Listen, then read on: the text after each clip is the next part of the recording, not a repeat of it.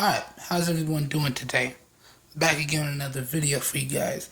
And today what I have for everyone is another versus video between the Blu Life One X2 versus the Motorola Moto X Pure Edition.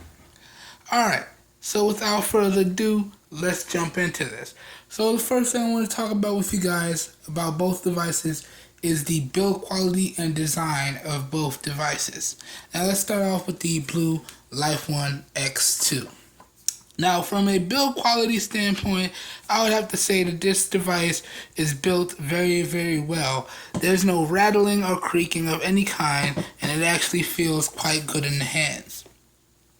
But there is a slight exception to that, however, because this back is user removable, which lets you gain access to your SIM card slots and your micro SD card slot. So as a result, the back has a lot of play in it, and it does actually creak depending on where you push it. I don't know if you can hear that.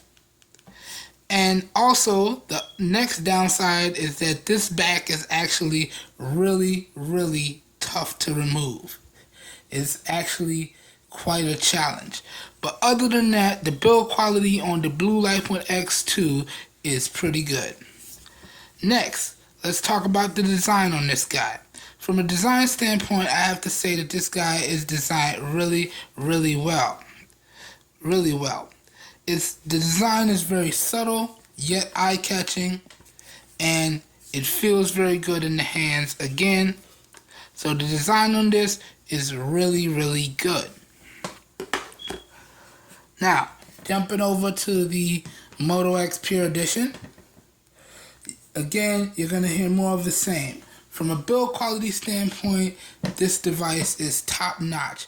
There are no issues when it comes to build quality, no issues whatsoever. There are no rattling or creaking of any kind, and it actually feels very good in the hand, and that very subtle curved taper makes it feel even better in the hand. And the build materials used on this give it a nice grippy texture with the metal-ish side rails. I can't remember if it's completely metal or painted plastic, but the build quality on this guy is really, really good.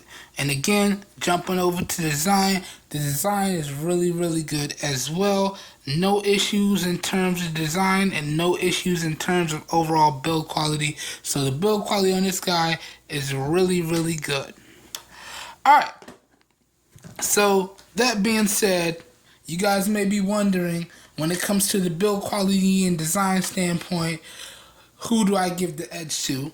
And I'm going to have to say, I'm going to have to give it to the Moto X Pure Edition, because from a build quality and design standpoint, there are no technical issues, and it really is built extremely well.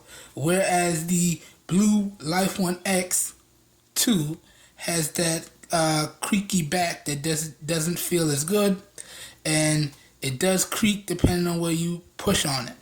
So it's for that reason why I have to give the slight edge in build quality to the Moto X Pure Edition. Alright, so now let's keep it moving. Next thing I want to talk about with you guys are the screens on these devices. Let's start off with the Moto X Pure Edition here. So up front, dead center here, what you have on the Moto X Pure Edition is you have a 5.7 inch quad HD display with a resolution of 2560 by 1440p. And let me just pull it up for you guys real quick so you guys can see. But overall, of course, you would crash on camera.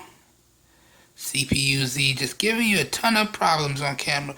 But overall, as you can see right there, 1440p by 2560. And it has a screen density of 515. But that's just raw numbers. Overall, when we talk about the display on this guy, I would have to say that this display is top notch. It gets extremely bright outdoors, and I've had no issues with it in terms of display. No issues whatsoever. So the display on this guy is top notch. Top notch. Alright, now, jumping over to the Blu Life One X2, this guy has a 5.2 inch IPS LCD display that is 1080p. And again, I would have to say that the display on this guy is really, really good. No issues with the display.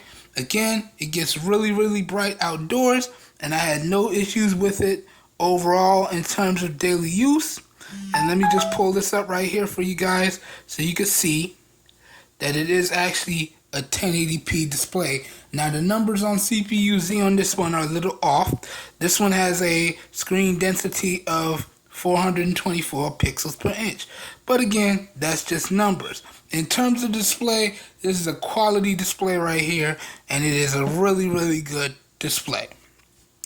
So, again, you guys may be wondering, okay, E, so who takes the edge in terms of display? Removing screen sizes and resolutions, I would have to say overall, in terms of display, I would have to give this one a tie. Because you guys know the majority of that stuff is perfect personal preference. But in my opinion, we're going to remove all that. And I'm going to just tell you, you know, I'll keep it real with you guys. If it's a good display, then it's a good display. If it's a crappy display, then it's a crappy display. And overall, these two devices have some really good displays. So I'm going to have to call it a tie in this department. Next, let's keep it moving. Now let's talk about the hardware and software in these guys. Now, let's start off with the Blu Life One X2 here. Start off with the hardware. Hardware-wise, this guy has a 16 megapixel camera on the back, which is capable of 1080p video recording. I believe it's at 30 frames a second, and LED flash. Along the bottom here, it has one single firing speaker. And then up front, what we just talked about, it has a 5.2 inch 1080p display. It has a built-in fingerprint scanner, which is really, really quick, guys, and pretty much works almost 100% of the time. Up front, it has an 8 megapixel camera, which can also shoot 1080p, and an LED flash, and then you see your light and proximity sensors. Internally, it has 2 gigs of RAM and 16 gigs of onboard storage with micro SD card expansion. You do have to remove this back plate to get to that. And it has a 3000 milliamp hour battery, which is non-removable. Okay? And it is running, let's jump over to the software. It's running Android 6.0 Marshmallow, and it does have the ability for adaptable storage, which again is a plus. It's a really solid plus. Now, when we talk about the software, I have to say that the software on this guy has been, it's been really good to use. I've had no issues with the software, no issues whatsoever. Aside from the fact that the fingerprint scanner doesn't want to let me log into my apps with it because it has that feature. But I found that even though I set that up, it's still not working quite right. But other than that, it does have the ability to launch apps with the fingerprint scanner. All you have to do is set it up. But that being said, the downside to the software, as I'm noticing with a lot of Android devices, is that when you have a ton of apps open in the background, you will just get a tad bit of slowdown, but not enough to take away from the overall user experience.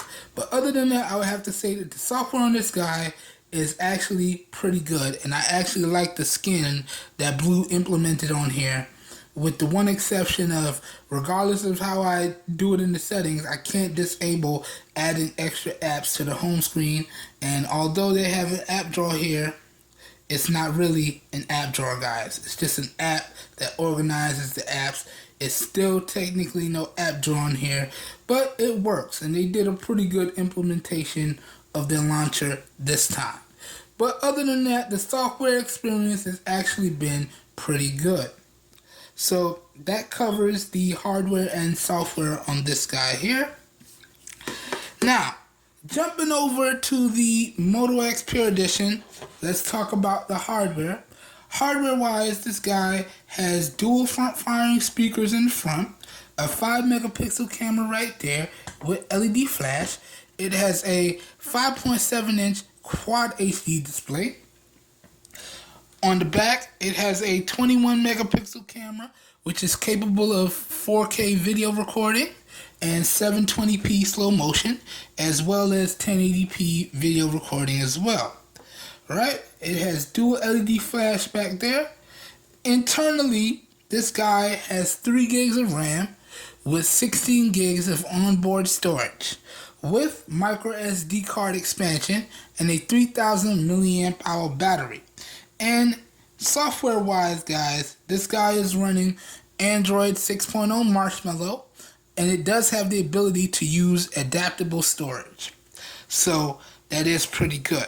Now, jumping into the software, and as we talk about it, I'd have to say that the software on this guy is really, really good, guys. Really good indeed. And I have no issues with the software, no issues whatsoever when it comes to day-to-day use, except with that tad bit of slowdown with a bunch of apps open. And now there's no skin on this. Motorola keeps it pretty simple with this. So it's pretty much a stock version of Android with the Motorola exceptions. So you have your Motorola display, which lets you view information at a glance.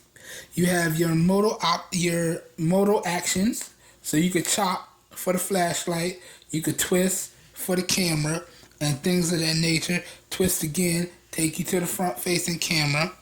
You know, real simple stuff. And you got your Motorola Moto voice command that you can set up. So that's pretty much it